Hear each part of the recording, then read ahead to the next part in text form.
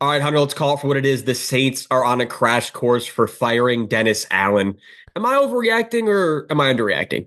I don't think you're overreacting because this is something we kind of discussed earlier this year where it's like, you know, anytime a coach is on the hot seat, like rarely do they save themselves. And Dennis Allen, while he does call a great defense, is he the guy to get him over the hump into the playoffs? Let's just get into my points here, Hunter, because I'm going to tangent off of these points, and you're going to have to give me some wiggle room here because it's the Saints fan in me. I got to let loose on the squad here a little bit. Let's start with the inevitable. Dennis Allen's career record is 26-49 career coaching. I want to acknowledge this before we get into anything else.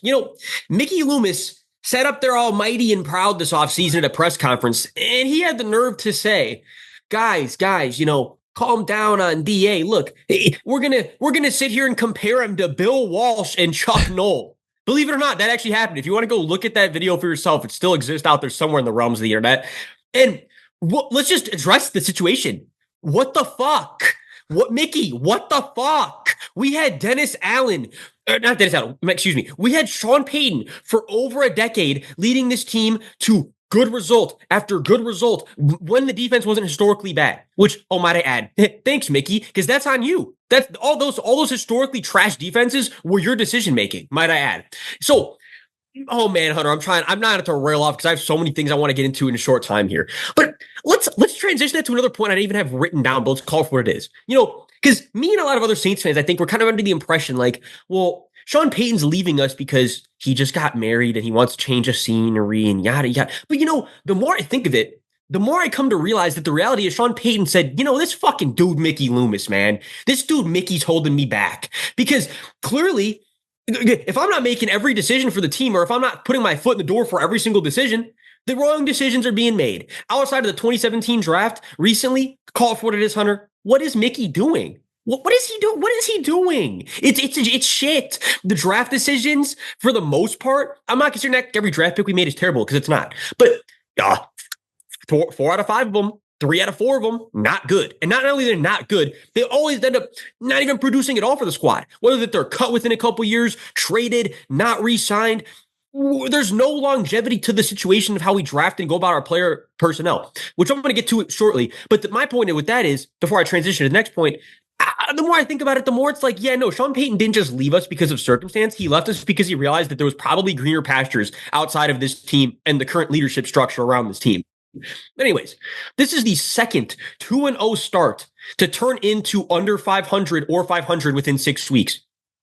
That is just disgusting. That is like, if you're going to suck, do me a favor. Just suck from the jump and stop giving us false hope. Because this shit 2 years in a row of like, oh yeah, look at the Saints, man. Oh, we're back.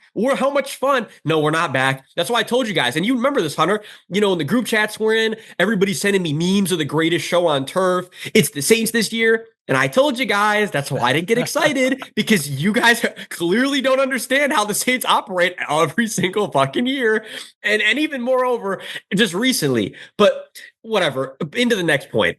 Look, the Saints defense, it very clearly with signs of major regression. And not just regression from a production standpoint, regression from a fact of these guys are just too old to be producing, and we can't expect these guys to produce how they used to. Namely, and I love him, Saints, both of them, Saints legends forever. They both should be Super Bowl champions. We got robbed in 2019. But anyways, that's a complete side tangent. Look, man, Demario Davis and my man's, I'm literally going on so many points on blanking. Hold on a minute. I need to calm down. Cam and Demario Jordan, Davis, yeah. two Saints legends. But you know why I'm forgetting about Cam? Because he hasn't done shit this year, Hunter. That's why I'm struggling to think of the man, because he hasn't done anything worth a damn this entire year. He's out there doing nothing. Nothing. I would rather just throw a linebacker off the edge and see if he can do something. You get interior linebacker. It's a joke. We have the worst D line at this point in the league. And that's not even, I'm not trying to exaggerate. Run defense, not good. Pass defense, pass rush, terrible. terrible. So the regression, which, and might I add, this is the thing where I get so frustrated because the defense is supposed to be Dennis Allen's strong suit. Even if we have aging, regressing guys, Dennis Allen's supposed to be the guy who's going to find a way to make him productive again. This is why he's the head coach. We gave Dennis Allen the reins to be the defensive head coach, the defensive leader. Well, is our defense necessarily the strength of the team? No, especially when the beginning of the year started. No, not really. It was definitely the offense taking over, and now that the offense isn't taking over and the defense is out there a majority of the time, well, we're seeing what's going on with the defense, man. Exposed for what it is. Thank God we have good red zone defense, because if the Saints didn't have a good red zone defense, they'd be allowing like 30 plus, 40 plus a game, just like the old days. But and then into the personnel choices and how the draft have been incredibly suspicious. We already kind of touched on that. Here's the thing. We just allowed Juju Smith-Schuster to go 7 for 130 and Kareem Hunt to have over 100 yards for the first time since 2020. And this is a thing every Saints fan would agree with, Hunter. Whenever a team needs to get right game and they're playing the Saints, you sure as shit can go on your parlay and be like, aha, that's the get right game. These morons are sure enough going to find a way to allow everybody that hasn't been producing all year to start producing, because that's all the Saints do continually. It's a joke since the beginning of Dennis Allen hire. And let's transition to this. What's the definition of insanity? I want someone leave a comment if you know what the definition of insanity is. Because if you didn't, I'll tell you. The dictionary definition of insanity is doing the same things just over and over and expecting something to change. That would be the Saints. You could put New Orleans Saints as one of the correlating points to that, one of the synonyms at this point, because the Saints tie along to the definition of insanity. It's been the same shit year after year after year, and nothing's changing. And look, last point, I'll let you get into how you feel here, Hunter. The team is never prepared unless the roster is top down healthy. Everyone's healthy. The Saints come prepared and they're ready to kick some ass. But one or two guys are missing from the key game plan, and we look like shit. We look lost. There's nobody who comes to play hardball, and it's a joke. It's a joke. We just allowed the Chiefs, if I'm not mistaken, to go for over 500 yards on us. And yeah, again, red zone defense is good, but this Chiefs offense right now is not playing good ball. Like, this is not a Chiefs offense. This is not the 2019, 2020 Chiefs. This is not a good Chiefs offense right now. And Patrick Mahomes agrees with that. This is not me. This is that Mahomes would come on this show right now and be like, yeah, we're not playing good football on offense. And we just did whatever we did want to do to the Saints because they don't come prepared. They didn't play hard, and the run game is shit. So I'm going to leave you have the floor here for Hunter, because I think I took over a majority. You let me know where I'm right and where I'm wrong. I just think my thing, and this goes for the Saints and just like any team where, we've talked about this the last couple of weeks. Like, it's very obvious in the NFL that coaching is at a premium right now. Like, if you have a coach that's elevating your roster, making them better, and, you said what you said about, Dennis Allen, Clint Kubiak came in the first 2 weeks and was balling out. But since then, their pass blocking is graded as second worst in the league right now via PFF. The run block is middle of the pack, so it's fine. But something that we addressed earlier in the year, before kind of the year started, is the whole line was scary, right? Like, scary going into the year. And I think it got back to those personnel choices. Yeah. So it's just one of those things where is the light at the end of the tunnel for the Saints? Because when you have your best players outside of like Olave and Fuaga as like the oldest players on your team, when you're looking at like a Cam Jordan, you're looking at Demario Davis, you're looking at Alvin Kamara, obviously don't want to forget about Marshawn Lattimore, but even Tyrann Mathieu, right? Like, these are not young players.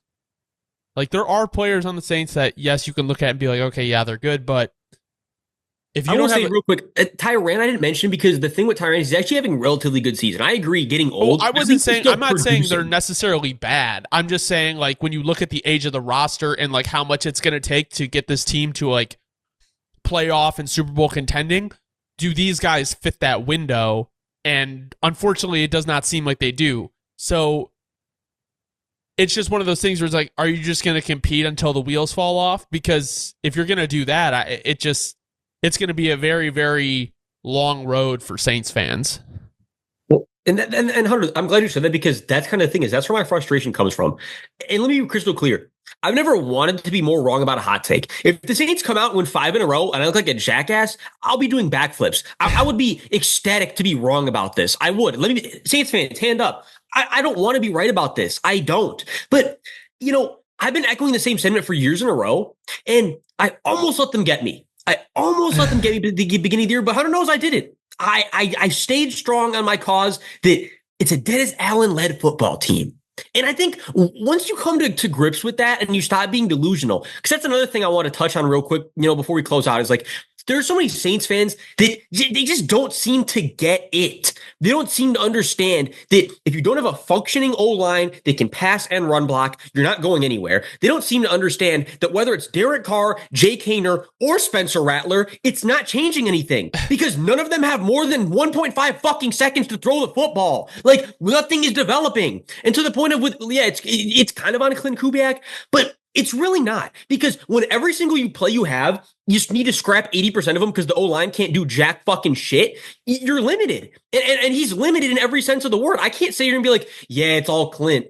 If anything, yeah, thankfully nobody's taking Clint from us most likely because of this shit situation, and he's not to be able to shine the way he's supposed to be able to shine. And yeah, look, I can hear some Saints fans, but dude, we're missing Eric McCoy and Taysom Hill. But back to what I said earlier. Good teams don't just sit there and fold everything when they lose two key players. They don't. We saw it for years with the Chiefs. We are seeing it with the Chiefs. We've seen it for years with the Patriots. Wake up, guys. This is not some but woe is me. Woe is us. We have a terrible injury situation. On the record, yeah, we have the worst medical staff in football. It's a joke. I don't know how it's this bad year in and year out. It's a fact. But on top of that, good teams, irregardless, find ways to win football games, especially the ones against the Eagles and the Falcons that we lost. We did not know. We won those games and then we lost them, guys. Good teams don't do that. So until the Saints prove me wrong, they are not only a bad team, but they are an insane team because it's the same shit year in and year out. Well, Saints fans, thank you so much for watching. Let us know in the comments if you Leave your think, thoughts. let us know what you think if Dennis Allen needs to be fired.